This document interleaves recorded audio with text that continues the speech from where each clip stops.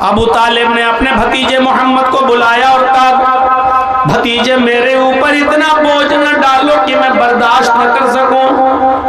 मेरे नातवा कंधों पर, मेरे कमजोर कांधों पर इतना बोझ न डालो कि मैं बर्दाश्त न कर सकूं। ये मेरे दुश्मन अब तेरे दुश्मन बन चुके हैं, खून के प्यासे हैं, तुझे कत्ल करना चाहते हैं। तू दीन की दावत छोड़ दे, तौहीद की दावत छोड़ दे, उनको उनके इसी हाल पर रहने दे। तू उनको बुरा भला मत कहे, छोड़ दे उनको उनके हाल पर। अल्लाह के नबी सफाई पेश कर रहे हैं, अरे चचा मैं बुरा भला कहाँ कहता हूँ, मैं तो सिर्फ इतना कहता हूँ ला इलाहा इल्लल्लाह कह दो, कामयाब हो जाओगे। मैं तो सिर्फ ये कहता हूँ कि एक अल्लाह की इबादत करो, एक अल्लाह को पुकारो, एक अल्लाह के सामने सर झुकाओ, एक अल्लाह की इबादत करो, इसके अलावा तो मैं कुछ नहीं कहता।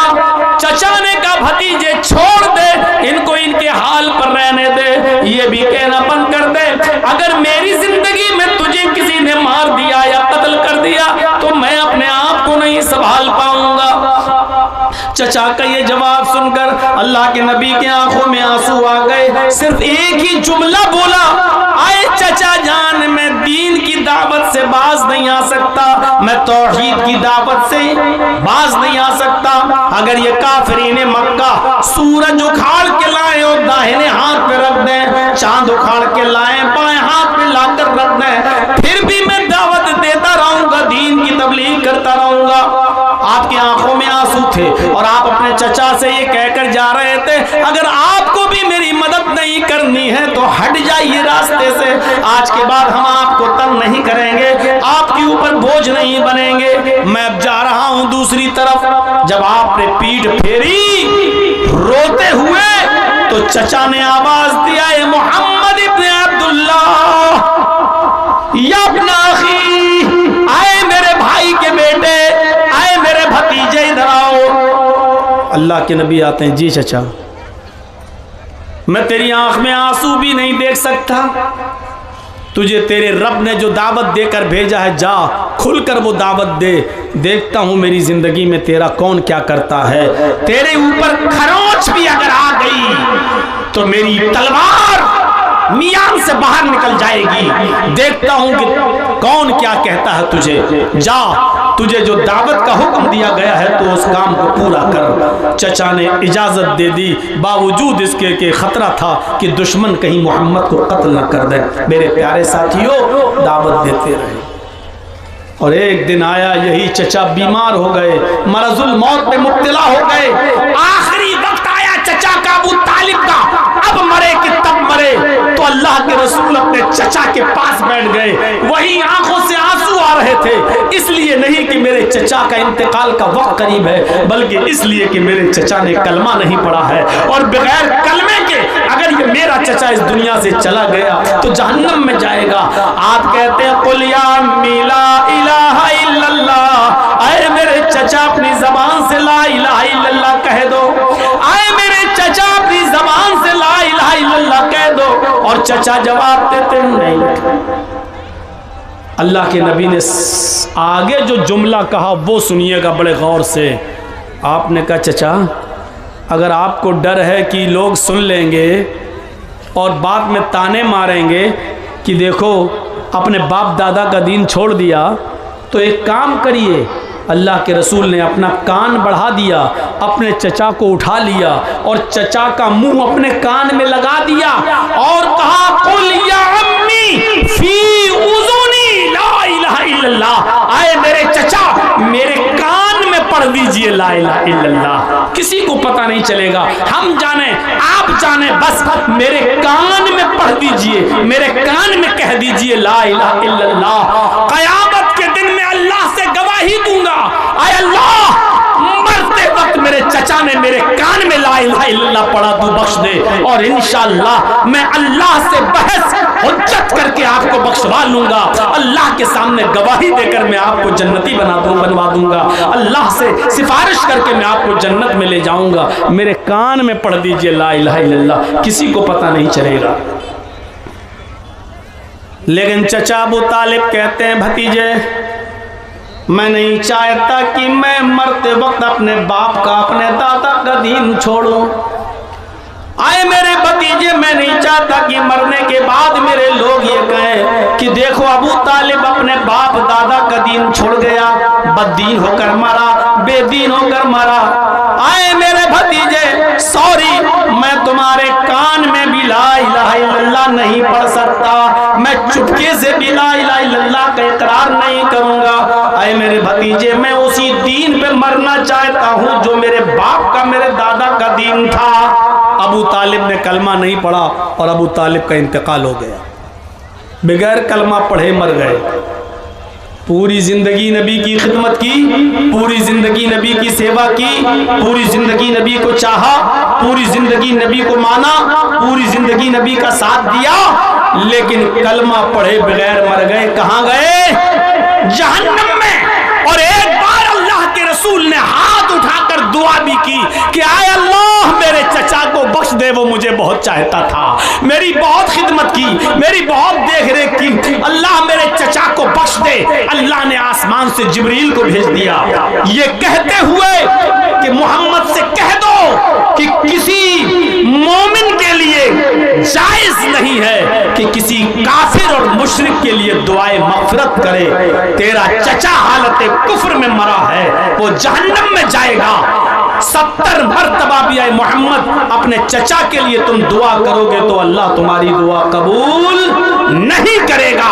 तेरा चचा कलमा पढ़े बगैर मर गया, तेरे चचा को हम जहन्नम ही देंगे, जन्नत नहीं मिल सकती, उसको बख्शेंगे नहीं। अल्लाह ताला ने मोहम्मदुर रसूलुल्लाह की दुआ को रिजेक्ट कर दिया, रद्द कर दिया और कहा कि तुम्हारी दुआ कबूल नहीं की जाएगी। अल्लाह के रसूल ने कहा, अरे अल्लाह वो मुझे बहुत चाहता था, मेरी बड़ी खिदमत की। तो अल्लाह ने फरमाया, अरे मोहम्मद तुम्हारी खिदमत की, मानता हूं इस बात को, लेकिन जन्नत नहीं दे सकता, रहेगा तेरा चचा हमेशा जहन्नम के अंदर। हाँ इतना कर सकता हूं, इतना कर सकता हूं कि तेरे चचा को हम सबसे हल्का अजाब दें, सबसे कम अजाब दें। और अल्लाह के नबी फरमाते हैं कि अल्लाह ताला मेरे चचा को सबसे हल्का अजाब देता है, उनके दोनों पैरों के तलवे के नीचे, ये दोनों पैरों के तलवे के नीचे आग की 2 चिंगारी, चिंगारी जानते हो, चूल्हे में जब लकड़ी जलाते हो तो चिंगारी निकलती है ना, फट से फूटती है एकदम। 2 चिंगारी, एक इस पैर के नीचे और दूसरा दूसरे पैर के नीचे रख दी, बस।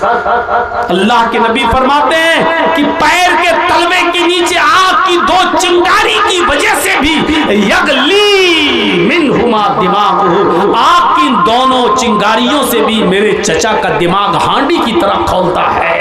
ऐसा लगता है जैसे चूल्हे पर पानी रख दिया जाए और खौल रहा हो, उबल रहा हो, ऐसे ही उन दोनों चिंगारियों से मेरे चचा का दिमाग हांडी की तरह खौलता है। मेरे भाइयों, पूरा वाकया बयान करने का मकसद सिर्फ ये है कि कलमा नसीब जिसको हुआ, एक वक्त की नमाज नहीं पढ़ी, वो तो जन्नत में गया, और जिसने कलमा नहीं पढ़ा उसने पूरी जिंदगी नबी की खिदमत की, नेकी की, नबी के साथ उसने सलूक किया, लेकिन आखिरी वक्त भी कलमा नहीं पढ़ा तो वो जहन्नम में चला गया, यानी अबू तालिब। तो यही कलमा इंसान को जन्नती बनाता है, यही कलमा इंसान को जहन्नमी बनाता है। ये पहली चीज अभी ला इलाहा इल्लल्लाह पर मैंने थोड़ा ज्यादा वक्त आपका ले लिया। दूसरी चीज पर हम आपको थोड़ा सा खींच कर लाते हैं, वह अदनाहा इमाततुल अज़ान तरीक, रास्ते से तकलीफ दे चीज को हटा देना। आप बाइक से जा रहे हैं या 4 व्हीलर से जा रहे हैं और आपको बीच रास्ते में केले का छिलका पड़ा हुआ दिख जाए तो आपकी जिम्मेदारी बनती है कि आप अपनी गाड़ी को साइड में लगाएं और केले के छिलके को बीच सड़क से हटाकर आप बाहर फेंक दें, क्योंकि आप तो गुजर जाएंगे गाड़ी को दाएं बाएं करके, लेकिन कहीं कोई बूढ़ा आदमी, कोई अंधा आदमी अगर उसका पैर उस केले के छिलके पर पड़ गया और फिसल के गिर गया तो मेरे भाइयों, बुढ़ापे में तो हड्डी जब टूटती है तो जल्दी जुड़ती नहीं है।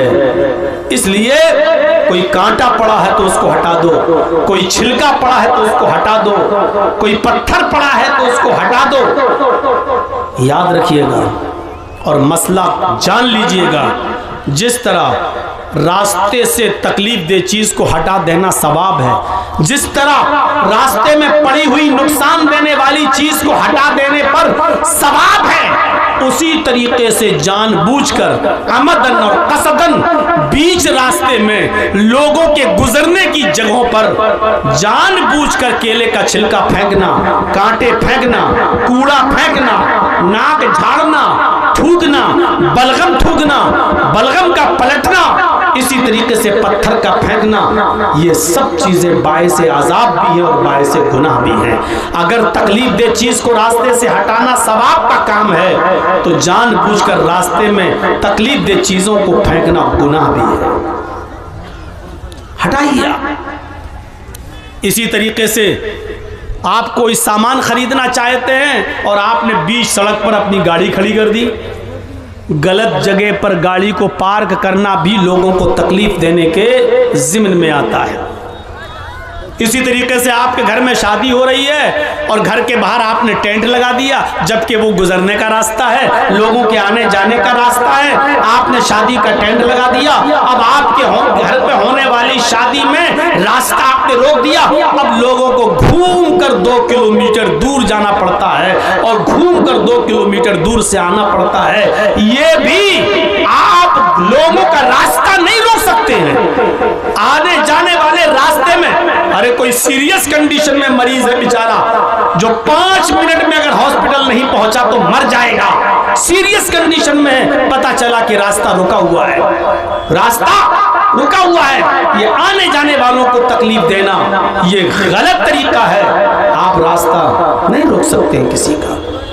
इसी तरीके से लोगों को तकलीफ देने का एक बहाना ये भी है। अभी रमजान का महीना जो 2 मार्च से शुरू हो रहा है, अभी आप देखिएगा, मुझे नहीं मालूम आपके बिहार को बंगाल में क्या होता है, लेकिन हमारे यूपी में आइए, रात के 2 बजे मस्जिदों में माइक पकड़ लेंगे और माइक पकड़ के जोर जोर से चीखेंगे और चिल्लाएंगे, रोजेदार भाइयों उठिए, माँ बहनों उठिए, सहरी बनाइए, लोगों सहरी कर लीजिए, सहरी का टाइम खत्म होने में 1 घंटा बाकी है। फिर 10 मिनट बाद चिल्लाएंगे 50 मिनट बाकी है, नज़म पढ़ेंगे, नात पढ़ेंगे, हमद पढ़ेंगे। ये सारी की सारी चीजें तकलीफ देने के ज़िम्न में आती हैं। किसने आपको अथॉरिटी दी और पावर दिया कि आप रात में 2 बजे माइक पे चिल्लाएं और आप इसको सवाब का काम समझते हैं? कौन सी हदीस में आया है कि आप लोगों को रोजे के लिए उठाएं? रोजा रखना फर्ज है, रोजे के लिए उठाना किसी हदीस में नहीं आया है। रोजे के लिए उठाते हो? कभी फजर की नमाज के लिए लोगों को रात के 2 बजे से उठाया है? माइक पकड़ के कहिए लोगों, फजर की अजान होने में 1 घंटा बाकी है, उठिए उठिए। फिर 50 मिनट बाकी है, उठिए, 40 मिनट बाकी है, उठिए। अरे नमाज ज्यादा अफजल इबादत है या रोजा?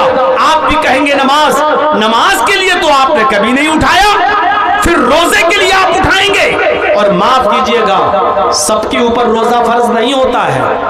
आप रोजेदारों को उठा रहे हैं ना, लेकिन वो बूढ़ा आदमी भी आपके चीखने और चिल्लाने से नींद में डिस्टर्ब हो जाता है उसकी, जिसके ऊपर रोजा है ही नहीं। इतना बूढ़ा हो चुका है कि वो रोजा रख ही नहीं सकता है। डॉक्टरों ने रोजा रखना मना कर दिया, 90 साल की उम्र है, अब वो रोजा नहीं रख सकता है।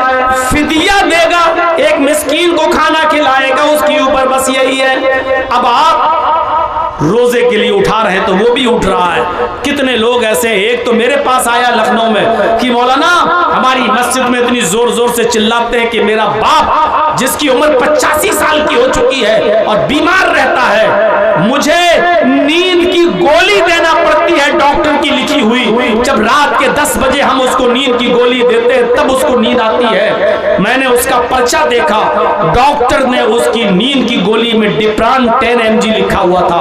5 mg की खाने पर नींद नहीं आती थी, डिप्रान 10 mg की लेता है, ये खाकर उसको नींद आ रही है। कहा मौलाना जब आवाज आती है मस्जिद की तो मेरा बाप जाग जाता है और उसके बाद पूरी रात वो तड़पता है, वो बचलता है, फिर उसको नींद नहीं आती है। वो ब्रेन, दिमाग डिप्रेशन का शिकार है, बड़ी मुश्किल से से तो वो सोता है, लेकिन रात के 2 बजे ये लोग चीख चीख कर हमारे बाप को जगा देते हैं। इसको दीन का काम आप समझते हो कि रात के 2 बजे उठ गए और चिल्ला रहे हैं और बूढ़े की नींद में डिस्टर्ब हो रहा है।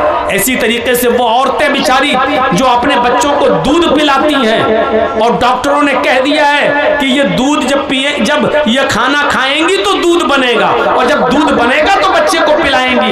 अगर ये रोजा रखेंगी तो बच्चा भूखा मर जाएगा जो अपनी माँ का दूध पीता है। इसलिए अभी ये रोजा ना रखें। तो जो औरतें अपने बच्चों को दूध पिलाती हैं, जो रोजा नहीं रख पा रही है इस मजबूरी की वजह से, आप उनके भी नींद में डिस्टर्ब कर रहे हैं। शरीयत में नहीं है कि किसी की नींद में आप डिस्टर्ब करें। अल्लाह के नबी सल्लल्लाहु अलैहि वसल्लम तो तहज्जुद की नमाज पढ़ने भी जब उठते थे तो इतने आहिस्ता से उठते थे कि उनकी बीवी हजरत आयशा न जाग जाएं, बीवी हजरत आयशा की नींद न खुल जाए और आप माए पे पकड़ पकड़ के चीखें और चिल्लाएं कि रोजेदार भाइयों उठिए और सहरी कीजिए, उठिए और सहरी बनाइए। ये चीज बायसे सवाब नहीं बल्कि बायसे गुनाह है, क्योंकि आप तकलीफ दे रहे हैं उन लोगों को भी जिनके ऊपर रोजा फर्ज नहीं है। हामिला औरत जिसके पेट में बच्चा है, डॉक्टर ने मना किया अभी रोजा नहीं रखें। अगर रोजा रखेंगी तो भूखा रहना पड़ेगा, और जब भूखा रहेंगी तो पेट में जो बच्चा पल रहा है उसको जब ग़िज़ा की चीज नहीं मिलेगी तो बच्चा पेट में मर जाएगा। कहा वो रोजा नहीं रख सकती है, लेकिन आप उनकी भी नींद में डिस्टर्ब कर रहे हैं, छोटे छोटे बच्चों को भी आप जगा रहे हैं, तो ये चीज तकलीफ देने के ज़िम्न में आती है। इमाततुल अज़ान तरीक, रास्ते से तकलीफ दे चीज को हटा देना भी ईमान का एक हिस्सा है। और तीसरी चीज इस हदीस में बताई गई है, वल हयाउ शुअबतुम मिनल ईमान, हया भी ईमान का एक शोबा है। आज शर्म हया हमारे मुआशरे से निकल गई, शर्म हया खत्म हो गई। बुखारी की हदीस है, अल्लाह के नबी ने फरमाया इज़ा लम तस्तही फफ़अल मा शीता, जब तेरे अंदर शर्म न रही, जब तेरे अंदर से शर्म निकाल ली गई तो फिर जो तेरा दिल चाहे वो कर। यानी जब शर्म ही नहीं रहेगी तो इंसान के दिल में जो आएगा वो करेगा, जो आएगा वो करेगा, शर्म नहीं रही। और इस वेस्टर्न कल्चर में, इस पश्चिमी सभ्यता ने, इस मगरिबी तहजीब ने आज शर्म हया का जनाजा मर्दों के अंदर तो छोड़िए औरतों के अंदर से भी निकाल कर रख दिया है। हमें नहीं मालूम आपके बिहार का हाल, हमें नहीं मालूम आपके बंगाल का हाल। आइए हमारे उत्तर प्रदेश की तरफ और लखनऊ की सरजमीन पर बड़े बड़े हाजी, बड़े बड़े नमाजी, बड़े बड़े कारी, बड़े बड़े हाफिज, बड़े बड़े मुल्ला और मौलवियों की लड़कियां इंस्टाग्राम पर रील बना रही हैं, सर से दुपट्टे उतर चुके हैं, स्कर्ट पहनकर और शॉर्ट कपड़ों में रील बनाती हैं, वो भी बेहयाई के साथ और यानियत के साथ, और नंगी नंगी रील बनाती हैं, बेहुदा रील बना रही हैं। और जब हाजियों, नमाजियों, मुल्ला और मौलवियों की लड़कियों का ये हाल है तो फिर बड़े बड़े अमीरों की लड़कियों का हाल क्या होगा, अमीर जादियों का हाल क्या होगा, मॉडर्न कल्चर में पलने वाली लड़कियों का हाल क्या होगा। वेस्टर्न कल्चर ने, पश्चिमी सभ्यता ने, मगरबी तहजीब ने आज हमारी लड़कियों को इतना बेशरम बना दिया है। तसव्वुर करें आप, हैं? घर में रहना इनको बकवास लगता है, घर में रहना कहती है ये 4 दीवारी में कैद करके रख दिया है। वाह मेरी बेटियों, वाह मेरी कौम की बच्चियों, वाह मेरी कौम की बहनों, अपने घर में रहकर अपने बाप के लिए खाना बना देना शर्म की बात है, अपने भाई के लिए खाना बना देना शर्म की बात है। एयर होस्टेस बनकर हवाई जहाज में, एरोप्लेन में पैसेंजर्स को खाना सर्व करना तरक्की की बात है। वाह, ये कौन सी अकल पसंदी है और अकल का दायरा है कि तुम अपने भाई के लिए खाना बनाओ तो ये जिल्लत समझती हो, अपने घर में अपने बाप के लिए खाना बनाओ तो इसको तुम अपनी इंसल्ट समझती हो, और तुम जब एयर होस्टेस बन जाओ तो पैसेंजर्स के सामने खाना सर्व करो, ब्रेकफास्ट सर्व करो तो तुम इसको अपने लिए तरक्की की राह समझती हो।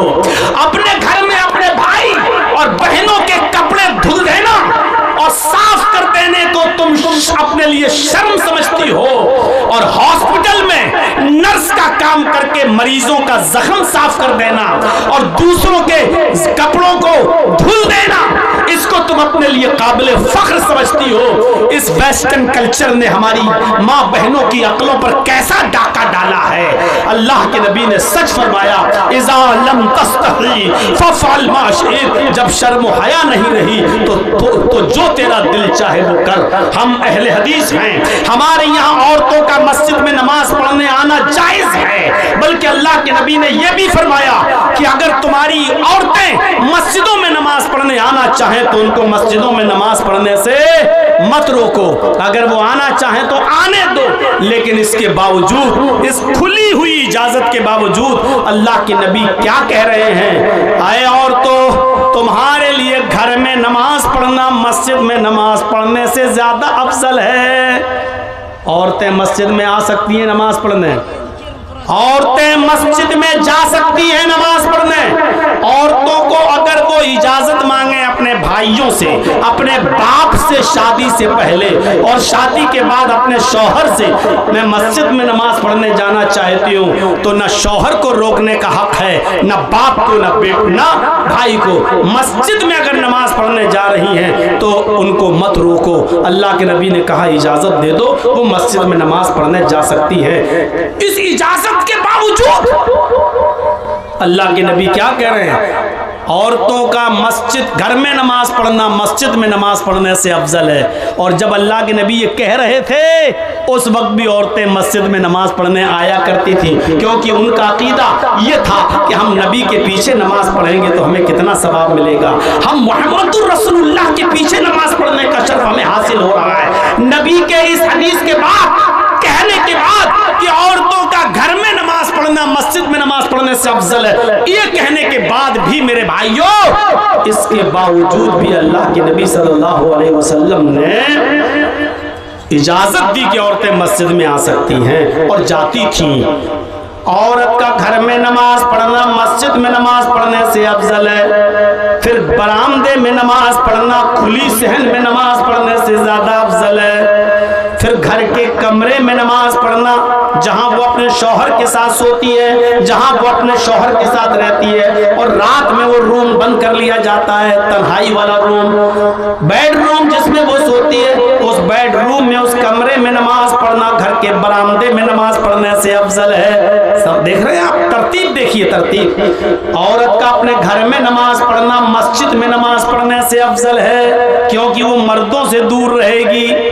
अब घर में भी नमाज पढ़ना है तो बरामदे में नमाज पढ़ना, सहन में नमाज पढ़ने से अफजल है, क्योंकि सहन खुला हुआ होता है, आंगन खुला हुआ होता है, और बरामदा घर के एक साइड में होता है। तो घर के बरामदे में नमाज पढ़ना सहन में नमाज पढ़ने से अफजल है।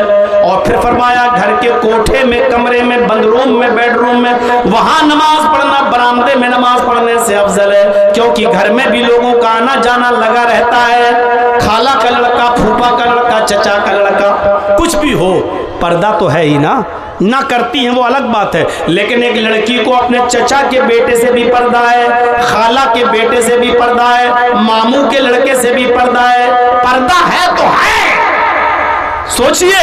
तो इसलिए इन लोगों का तो आना जाना लगा रहता है। जब औरत अपने बंद कमरे में और बंद रूम में नमाज पढ़ेगी तो जाहिर बात है कि इन लोगों से भी उसकी मुलाकात नहीं होगी। तो फरमाया कि औरत का बंद कमरे में नमाज पढ़ना खुले हुए बरामदे में नमाज पढ़ने से ज्यादा अफजल है, क्योंकि वो मर्दों से उतनी ज्यादा दूर रहेगी। ये शर्म हया बताइए औरत की।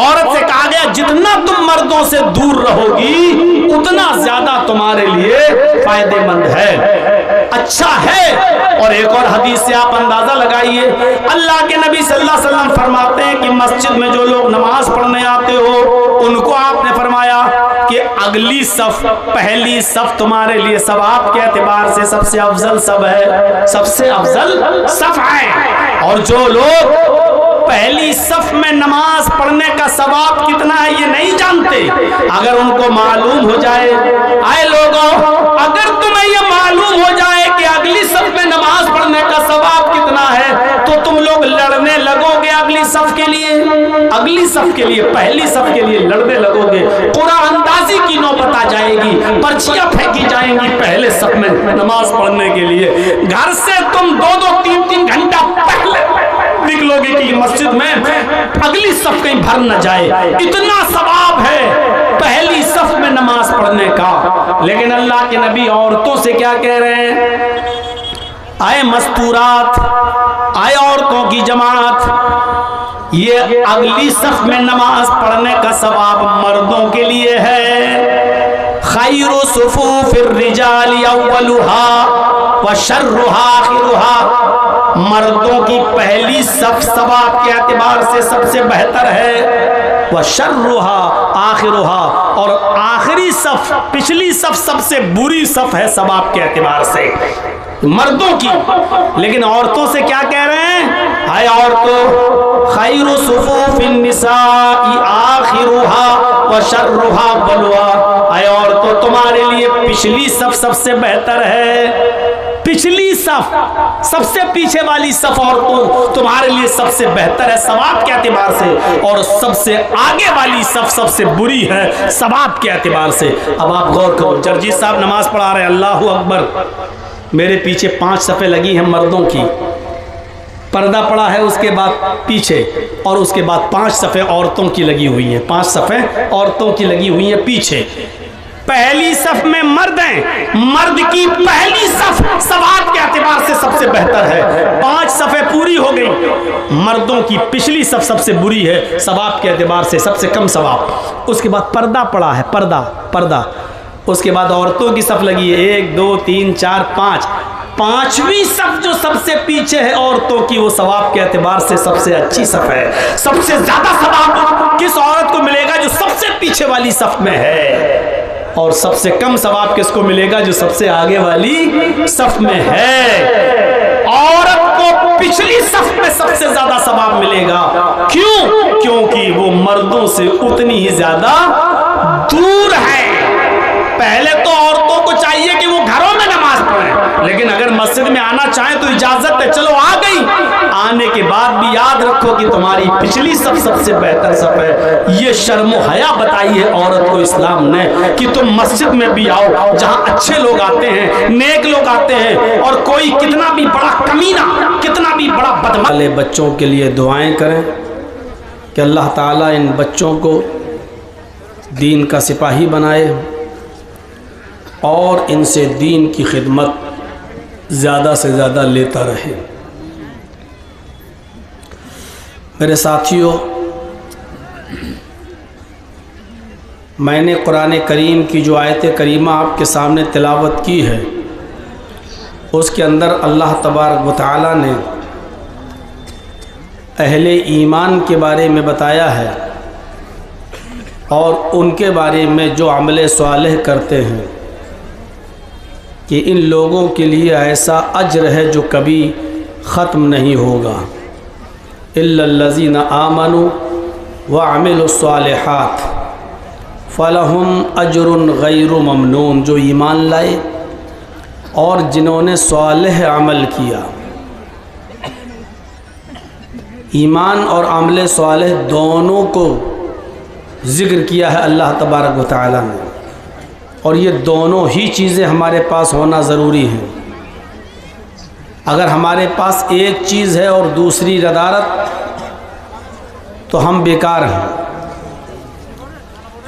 हमारा मकसद पूरा नहीं होगा। हमारे लिए ईमान भी ज़रूरी है और अमल सालेह भी ज़रूरी है। अगर कोई बहुत अच्छा काम करता है, अमल सालेह अंजाम देता है, लेकिन उसके पास ईमान नहीं है, तो वो भी बेकार। हमें ऐसी बहुत सी मिसालें देखने को मिलती हैं। आप हिंदू भाइयों में चले जाओ, क्रिश्चियन में चले जाओ, यहूदियों में चले जाओ, आप दूसरे मज़हब के लोगों में चले जाओ, बहुत अच्छे अच्छे काम कर रहे हैं वो। कभी गर्मियों में पानी भर भर के पिलाएंगे, प्याऊ खोलेंगे, आपकी गाड़ी स्टेशन पर जहाँ रुकेगी आपके कोच के पास, आपकी सीट के पास जाएंगे और आपकी बोतलों में पानी भरेंगे। आप टाटा हॉस्पिटल चले जाइए बम्बई के अंदर, जहाँ कैंसर का इलाज होता है, कोई ट्रक पर फल फ्रूट भर के ला रहा है, कोई ट्रक पर खाना भर भर के ला रहा है और मरीज़ों में तकसीम कर रहा है और बांट रहा है। उनका इलाज करवाया जा रहा है। अगर किसी के इलाज में 4-5 लाख रुपए लग रहे हैं तो उनकी संस्थाएं चल रही हैं, वो अपनी तरफ से चेक आपको दे रहे हैं या मरीज़ को अपने हैंड ओवर ले रहे हैं, अपने अंडर में ले रहे हैं और कहते हैं आपसे जाइए आपका 10 लाख रुपए तक का इलाज हम फ्री में कराएंगे। तो देखा जाए तो ये बहुत अच्छा काम है, कितना अच्छा काम है। लेकिन उनको उनके इन कामों पर कोई सवाब नहीं मिलेगा। क्यों? इसलिए कि उनके पास ईमान नहीं। आज हमारे पास ईमान है लेकिन अमल सालेह नहीं। हमारे पास ईमान का दावा तो है लेकिन अमल सालेह नहीं। हम जुमे के दिन मस्जिद में नमाज़ पढ़ने भी आ रहे हैं तो ये सोच के आते हैं कि अगर जुमे की नमाज़ हम नहीं पढ़ेंगे तो मोहल्ले वाले, गांव वाले हमसे ये कहेंगे कि देखो जुमे तक की नमाज़ नहीं पढ़ता, कितना बड़ा कमीना इंसान है, कितना बड़ा पाखंडी है, देखो जुमे तक की नमाज़ नहीं पढ़ता है। हम एक कुर्बानी का बकरा ख़रीदते हैं कुर्बानी करने के लिए, तो उसका भी फ़ोटो खींचकर व्हाट्सएप पर और फेसबुक पर डाल के लिखते हैं आज हमने कुर्बानी के लिए बकरा ख़रीदा है 25,000 रुपये का। हम एक नेक काम करना चाहते हैं लेकिन उसकी रिया, नमूद और दिखावा उस काम इतना कर देते हैं कि फेसबुक पर शाम तक 2 घंटे के अंदर अंदर अब कमेंट आना शुरू होंगे। आप उसमें लिखेंगे कि भाई मैंने बकरा इतने में लिया, या नहीं लिखेंगे, सिर्फ बकरे का फ़ोटो डाल देंगे। अब लोग पूछेंगे कितने का लिया भाई, कहाँ से लिया, अब आप उसकी कीमत बताएंगे। इस तरीके से उसकी नुमाइश शुरू हो जाएगी। आप अपने घर में 150 लोगों को रोज़ा इफ्तार करने के लिए बुलाएंगे, उनका भी फ़ोटो लेंगे आप, और क्या चीज़ खिला रहे हैं इफ्तार पार्टी में उस खाने की चीज़ों का भी फ़ोटो लेकर आप सोशल मीडिया पे डालते हैं। ये दिखावा आज हमारे नेकियों में और नेक कामों में आ गया है। उम्रा करने गए, खाने काबा के सामने खड़े हैं और फ़ोटो खींच रहे हैं एहराम की हालत में, उसको आप सोशल मीडिया पे डाल रहे हैं। अल्लाह ने मुझे उम्रे की तौफीक अता फरमाई। अरे ठीक है, उम्रे की तौफीक अता फरमाई तो उसका फ़ोटो लेकर मीडिया पे सोशल मीडिया पे डालने की ज़रूरत क्या थी? कभी कभी दिखाने का एक अंदाज ये भी होता है कि भाइयों मैं खाने काबा पहुंच चुका हूं, उम्रा कर रहा हूं, दुआ कीजिएगा अल्लाह ताला से कि अल्लाह मेरे उम्रे को कबूल फरमाए। हालांकि ये काम आप जब अपने घर से निकल रहे थे तब भी मस्जिद में कह सकते थे भाइयों मैं उम्रे के लिए जा रहा हूं, अगर मुझसे कोई गलती हो गई हो किसी के ताल्लुक़ से तो वो मुझे माफ़ कर दे, मैं माफ़ी तलाफ़ी करने आया हूं और हमारे लिए दुआ कीजिएगा कि अल्लाह ताला हमारे उम्रे को कबूल कर ले। हो गई बात ख़त्म। लेकिन सोशल मीडिया पे डालना और उसकी नुमाइश करना ये अमल तो हो सकता है लेकिन अमल सालेह नहीं। अल्लाह ने दोनों चीजें बताई हैं, इल्लल्लज़ीना आमनू व अमिलुस सालिहात, जो ईमान लाए और जिन्होंने नेक अमल किए। मोबाइल आप यूज़ करते हैं, अगर उसमें सिम ना हो तो आपका मोबाइल काम नहीं करेगा, और आपके पास सिम है लेकिन मोबाइल ना हो तो सिम भी काम नहीं करेगी। महंगा से महंगा मोबाइल ख़रीद लीजिए आप, कीमती से कीमती मोबाइल ले लीजिए, आप आईफोन ले लीजिए, Z Fold 6 ले लीजिए, सैमसंग का गैलेक्सी 1.5 लाख, 1 लाख, 1.25 लाख कीमती से कीमती मोबाइल आप यूज़ करिए, लेकिन उसमें सिम ना हो। अब आप मोबाइल ख़रीद के लाए, कान में लगा के हेलो हेलो, अब मोबाइल वाले की दुकान पे जाके कहिए साहब ये तो काम ही नहीं कर रहा है, इतना महंगा मोबाइल, 1.5 लाख का मोबाइल, और आवाज़ ही नहीं जा रही है। वो कहेगा बेवकूफ़ हो क्या, पागल है हो क्या, इसमें आपने सिम डाला? ओह, तो ऐसे मोबाइल से क्या फ़ायदा जो सिम डालना पड़ेगी इसमें। अब वो आपको बहुत मामूली सा जवाब देगा, भैया सिम तो आपको घटिया से घटिया मोबाइल में भी डालना पड़ेगी, चाहे आप चाइना का भी लेके आइए 500-600 रुपये का, उसमें भी आपको सिम डालना पड़ेगी। 1.5 लाख का मोबाइल लेकिन सिम नहीं, बेकार। और सिम ले लीजिए, किसी भी अच्छी कंपनी की ले लीजिए, जियो की ले लीजिए, एयरटेल की ले लीजिए, वोडा की ले लीजिए, आइडिया, कोई भी सिम ले लीजिए आप, और उसमें पर्याप्त बैलेंस भी डाल दीजिए। 5,000, 10,000, 20,000, 50,000 बैलेंस भी अच्छा खासा है उसके अंदर। अब आप सिम को कान में लगा के कहें हेलो हेलो, भाई आवाज़ नहीं जा रही, मैंने तो इसमें बैलेंस पड़वा लिया है। यार अभी तो आपने इसमें 10-20 हज़ार रुपये डाले हैं, पैसा तो है इसमें, फिर क्या बात है। वो कहेगा तुम पागल लग रहे हो, इलाज कराओ रांची में जाकर, पागल खाने में भर्ती हो जाओ। ये सिम जो है जब तक किसी मोबाइल में नहीं डालोगे तब तक काम नहीं करेगी। मेरे भाइयों, जिस तरह मोबाइल के लिए सिम ज़रूरी है और सिम के लिए मोबाइल ज़रूरी है, उसी तरीके से ईमान के लिए अमले स्वाले और अमले स्वाले के लिए ईमान, ये दोनों ज़रूरी हैं। आज हमारे पास ईमान है लेकिन अमले स्वाले नहीं, गैर मुस्लिमों के पास अमले स्वाले है लेकिन ईमान नहीं, इसलिए बेकार।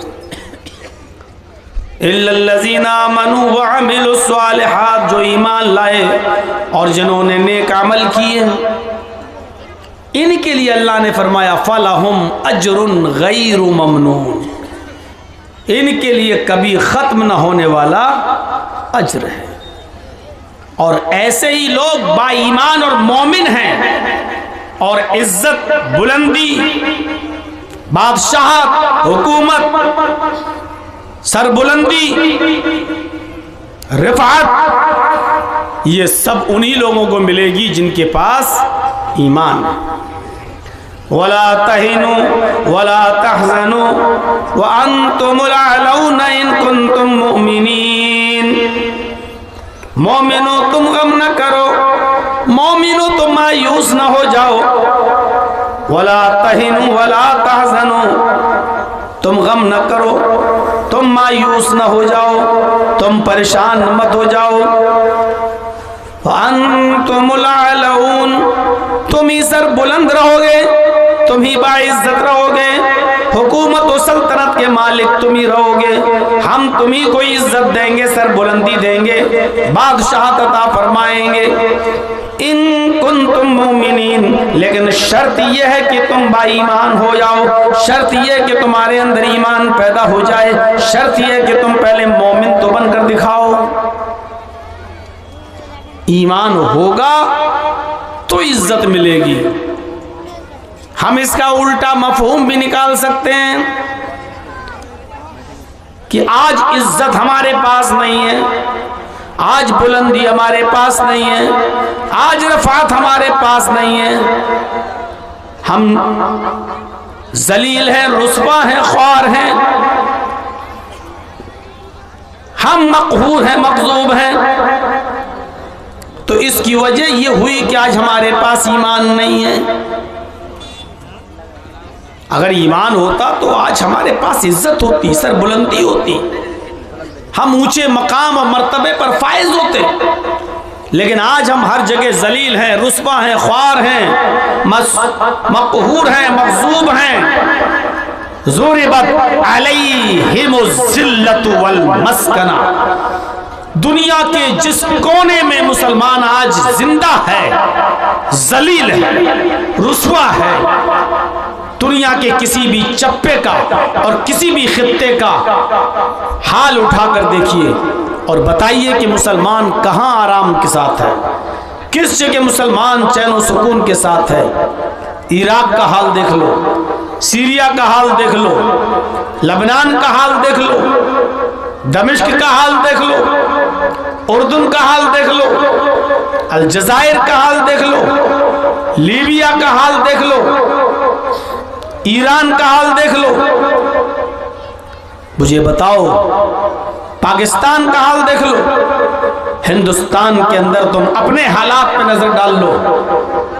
आज कहां तुम्हारी इज्जत है, कहां तुम्हारा नाम है, कहां बुलंदी आज हमारी कदमबोसी कर रही है, कहां।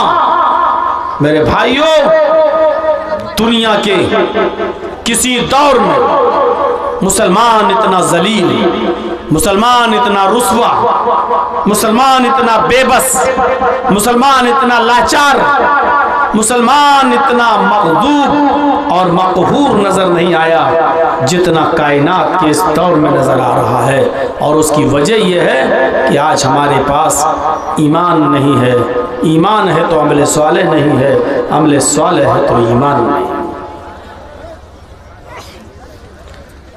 ईमान क्या है? ईमान कहते किसे हैं?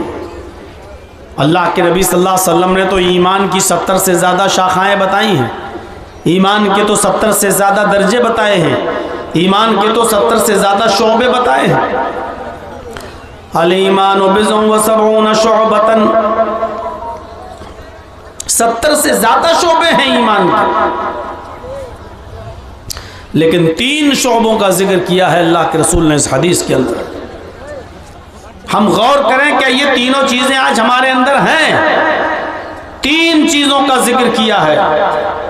फ़अफ़ज़लुहा क़ौलु ला इलाहा इल्लल्लाह, ईमान का सबसे अफजल दर्जा, ईमान का सबसे अफजल शोबा यह है कि तुम अपनी जबान से कहो ला इलाहा इल्लल्लाह।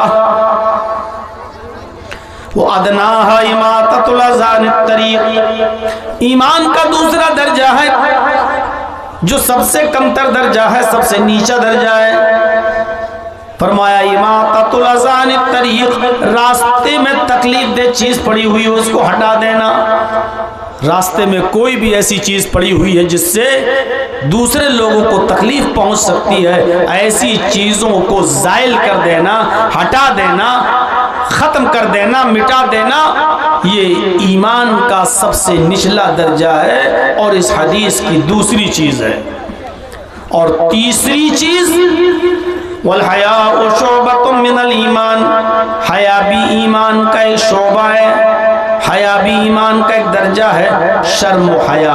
ये 3 चीजों का जिक्र किया है अल्लाह के रसूल ने इस हदीस में, जिसमें पहली चीज है तौहीद। फ़अफ़ज़लुहा क़ौलु ला इलाहा इल्लल्लाह, अपनी ज़बान से ला इलाहा इल्लल्लाह कहते रहो। सिर्फ कह देना काफ़ी नहीं है, वरना ला इलाहा इल्लल्लाह कहने में टाइम ही क्या लगता है। ला इलाहा इल्लल्लाह लो, और किसी गैर मुस्लिम से कहलवाओ तो बहुत से लोग हैं जो आज कह देंगे ला इलाहा इल्लल्लाह। तो ला इलाहा इल्लल्लाह सिर्फ कह देना काफ़ी नहीं है। ला इलाहा इल्लल्लाह को उसके तकाजे और उसके जो मुतालबात हैं उसको पूरा करने का नाम ला इलाहा इल्लल्लाह। जब तक हम ला इलाहा इल्लल्लाह के तकाजे पूरा नहीं करेंगे और उसके मुतालबे पूरा नहीं करेंगे, ला इलाहा इल्लल्लाह का मकसद हल नहीं होगा और हासिल भी नहीं होगा। ला इलाहा इल्लल्लाह यानी ला माबूदा इल्लल्लाह, ला इलाहा इल्लल्लाह यानी ला मतलूबा इल्लल्लाह, ला इलाहा इल्लल्लाह यानी ला मकसूदा इल्लल्लाह, ला इलाहा इल्लल्लाह यानी ला मौजूदा इल्लल्लाह। ये है ला इलाहा इल्लल्लाह का माना। ला इलाहा इल्लल्लाह यानी ला माबूदा इल्लल्लाह, अल्लाह के अलावा हमारा कोई माबूद जिसकी इबादत की जाए अल्लाह के अलावा कोई नहीं है। ला इलाहा इल्लल्लाह यानी ला मतलूब इल्लल्लाह, अल्लाह के अलावा हमारा कोई मतलूब नहीं है। ला इलाहा इल्लल्लाह यानी ला मकसूदा इल्लल्लाह, अल्लाह के अलावा हमारा किसी और की तरफ कोई कस्द नहीं है, उसके अलावा हमारा कोई मकसूद नहीं है। ला इलाहा इल्लल्लाह यानी ला मौजूदा इल्लल्लाह, अल्लाह के अलावा इस कायनात के अंदर अपने इल्म के एतबार से कोई मौजूद नहीं है, अपने इल्म के एतबार से अकीदा रखिएगा। अल्लाह नालियों में नहीं है, लेकिन नाली के अंदर क्या चीज पड़ी हुई है अल्लाह को उसका इल्म है। अल्लाह माँ के पेट में नहीं है, लेकिन माँ के पेट में लड़का है या लड़की या कुछ नहीं, अल्लाह को उसका इल्म है। अल्लाह समंदर में नहीं है, लेकिन समंदर में कितनी मछलियां हैं और उन मछलियों के पेट में कितने अंडे हैं, अल्लाह को उसका इल्म है। अल्लाह दरख्तों के ऊपर पेड़ों के ऊपर नहीं है, लेकिन इस दुनिया में कितने दरख्त हैं और उन दरख्तों में कितने पत्ते हैं, अल्लाह को उसका इल्म है। तो ये अकीदा रखना ला मौजूदा इल्लल्लाह, अपने इल्म के एतबार से अल्लाह ही हर जगह मौजूद, यानी मुकम्मल और कंप्लीट इल्म अगर किसी को है तो वो जात है अल्लाह की। ये है ला इलाहा इल्लल्लाह का माना। ला इलाहा इल्लल्लाह यानी ला मसजूदा इल्लल्लाह, अल्लाह के अलावा कोई ऐसी हस्ती नहीं है कि जिसको सजदा किया जाए, अल्लाह ही हमारा मसजूद है और उसके अलावा सजदा किसी और के लिए जायज नहीं है। यह है ला इलाहा इल्लल्लाह का माना। हर मुसलमान गौर करे, ईमान की 70 से ज्यादा ब्रांचेस और शाखाएं बताई हैं अल्लाह के नबी ने, और 3 ब्रांचेस का, 3 शाखाओं का जो जिक्र हमने किया है, क्या इन 3 शाखाओं में, 3 शोबों में, क्या सबसे अफजल शोबा ला इलाहा इल्लल्लाह को उसके मुतालबात और उसके तकाजे के साथ हम पूरा उस पर अमल कर रहे हैं? क्या उसके तकाजों को पूरा कर रहे हैं, उसके मुतालबात को पूरा कर रहे हैं? क्या हम अल्लाह को इसी तरीके से मान रहे हैं? ऐसा तो नहीं कि हम ला इलाहा इल्लल्लाह भी कह रहे हैं और मज़ारात पे जाके चादर भी चढ़ा रहे हैं। हम ला इलाहा इल्लल्लाह भी कहते जा रहे हैं कि अल्लाह के अलावा कोई माबूद नहीं, और अपनी हाजत रवाई और मुश्किल कुशाई के लिए हम गैरों के आस्थानों पे जाके हम ये भी कहते जा रहे हैं कि बाबा तेरे दर पे आया हूं तो झोला झोली भर के जाऊंगा। हम एक तरफ ला इलाहा इल्लल्लाह भी पढ़ते जा रहे हैं और दूसरी तरफ हम आस्थानों पे जाके सजदा भी कर रहे हैं, गैरुल्लाह के सामने सर भी झुका रहे हैं। हम ला इलाहा इल्लल्लाह पढ़ रहे हैं कि सबसे ज्यादा इल्म अल्लाह को है और इल्म के एतबार से वो हर जगह मौजूद है, और फिर हम यही सिफत हम उसके बंदों में मानकर यह अकीदा भी रख रहे हैं कि हमारे फला फला को भी कयामत तक का इल्म है, हमारे फला फला बुजुर्ग को भी कयामत तक की बात मालूम है। मेरे प्यारे साथियों, अगर ये चीजें हमारे अंदर शामिल हैं तो यकीनन हम ला इलाहा इल्लल्लाह का तकाजा और उसका मुतालबा हम पूरा नहीं कर रहे हैं। ला इलाहा इल्लल्लाह तो वो कलमा है कि उसको पढ़ लेने से क़ब्ल मौत, इसको पढ़ लेने से इंसान जन्नती हो जाता है, और इसको पढ़े बगैर अगर कोई आदमी मर गया हालत कुफ्र में, हालत शिर्क में, तो वो जहन्नमी हो जाता है। यह अकीदा रखिए। 70 साल तक, 80 साल तक कोई आदमी गुनाहों पे गुनाह करता रहा, कुफ्र करता रहा, शिर्क करता रहा, और मरने से पहले शिर्क से, कुफ्र से तौबा करके कलमा पढ़ लिया ला इलाहा इल्लल्लाह और मर गया, लेकिन ये कलमा नसीब हो गया तो जन्नती हो गया। पूरी जिंदगी कुफ्र और शिर्क करता रहा और ला इलाहा इल्लल्लाह पढ़े बगैर मर गया तो जहन्नमी हो गया। यकीन नहीं आता? आइए, बुखारी के अंदर वो वाक़या आया है, जरा देखिए। अस्वद नामी एक यहूदी, जो यहूदियों की बकरियों को चराया करता था जंगल में ले जाकर, जब अल्लाह के नबी सल्लल्लाहु अलैहि वसल्लम ने खैबर का मुहासरा कर लिया और चारों तरफ से घेर लिया। खैबर एक किला था जिसमें यहूदी रहा करते थे। अल्लाह के रसूल ने और आपके सहाबा ने उसको घेर लिया, चारों तरफ से उस पर मुहासरा कर लिया। उस वक्त खैबर के उस किले से एक आदमी गायब था जो बकरियां चराने के लिए गया था, जिसका नाम था असवद।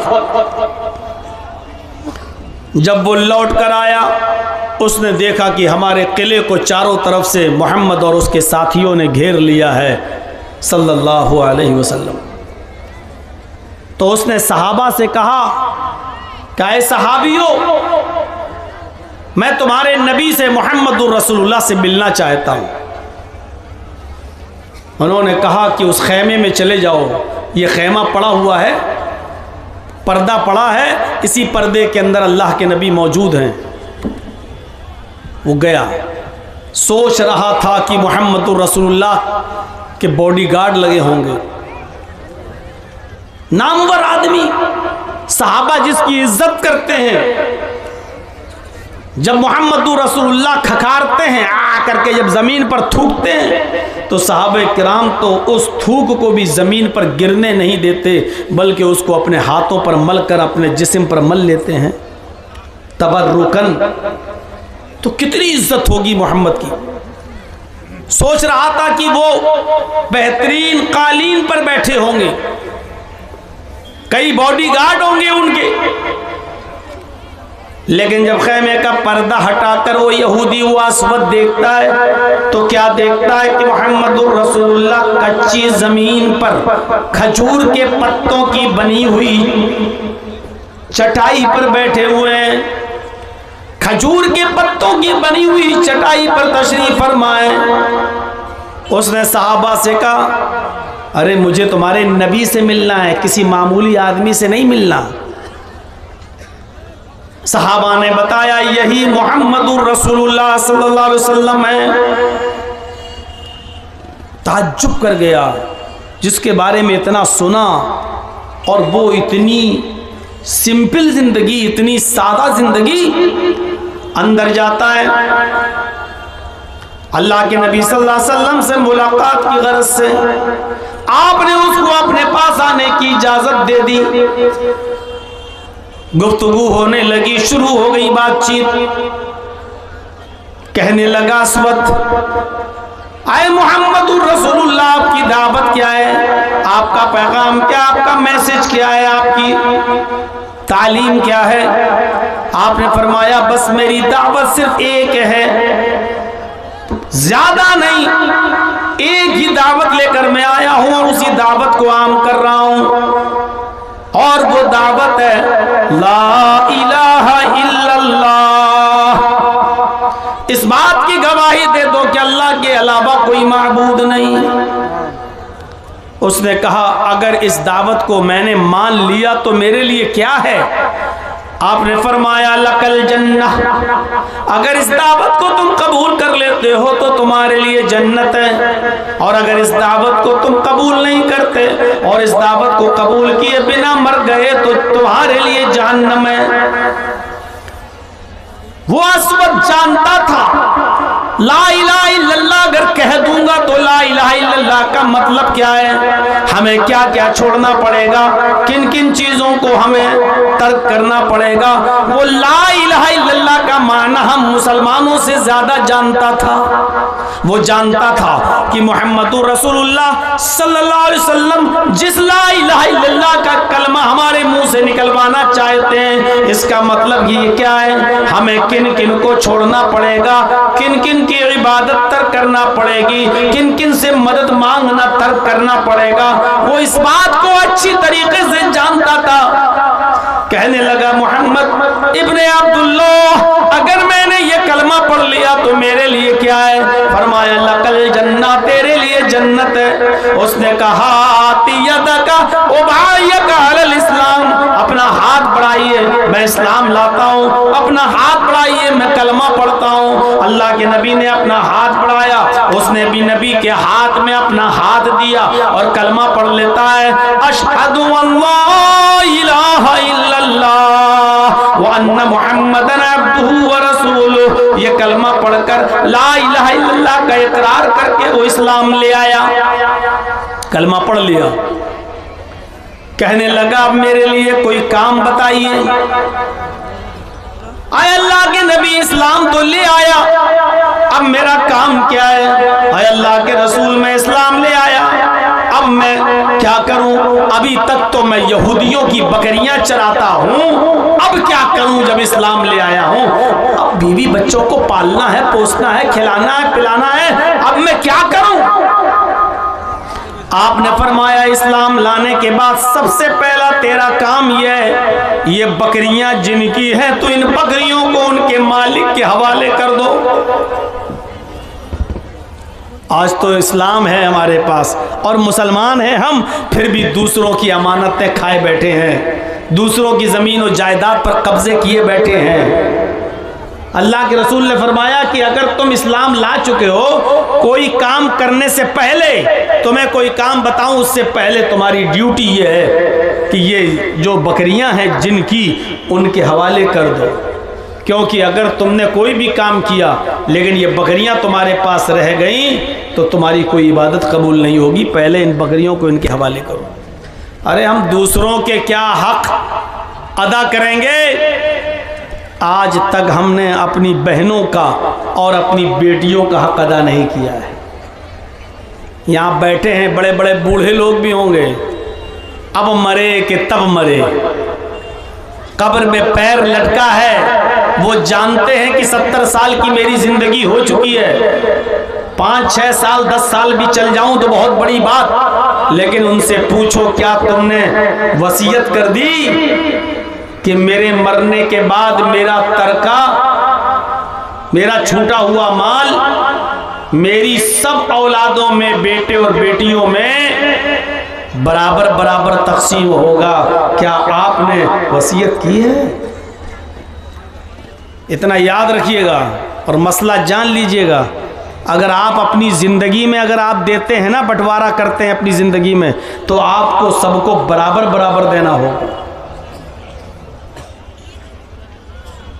आपने 10 बाई 10 का रूम अगर लड़के को दिया है तो 10 बाई 10 का रूम आपको अपनी बेटी को भी देना पड़ेगा, क्योंकि जिंदगी में तरका तकसीम नहीं होता, तरका तो मरने के बाद ही तकसीम होता है। लेकिन जिंदगी में अगर आप फैसला करना चाहते हैं कि मेरी जिंदगी में हम अपनी औलाद को दे जाएं, तो आपको बराबर बराबर देना होगा, जितना लड़के को उतना ही लड़की को। हाँ, मरने के बाद एक अलग मामला है, जब आपका तरका तकसीम होगा तो जितना लड़के का हिस्सा है उससे आधा आपकी बेटी को मिलेगा, है वो एक अलग मसले आ जाते हैं। आपने क्या अपनी जिंदगी में इंसाफ किया? क्या आपने अपनी वरासत में अपनी बहन को भी के लिए भी वसीयत की कि मेरी बहन का भी हिस्सा है? मुझे मालूम है पिछली साल जब रमज़ान का महीना आया था और मैं अपने शहर में इटावा में था, रोज़े की हालत में मस्जिद में जब मैं गया ज़ोहर की नमाज के लिए, जुमेरात का दिन था, तो मैं वज़ू बना रहा था जब मस्जिद में, तो वज़ू से फारिग होने के बाद एक लड़का मसला पूछता है कि मौलाना एक बात बताइए, अभी हम जो कुल्ला कर रहे थे वज़ू बनाते वक्त ऐसे पानी, तो कुल्ला करने के बाद ज़बान में थोड़ा पानी तो लगा ही रहता है।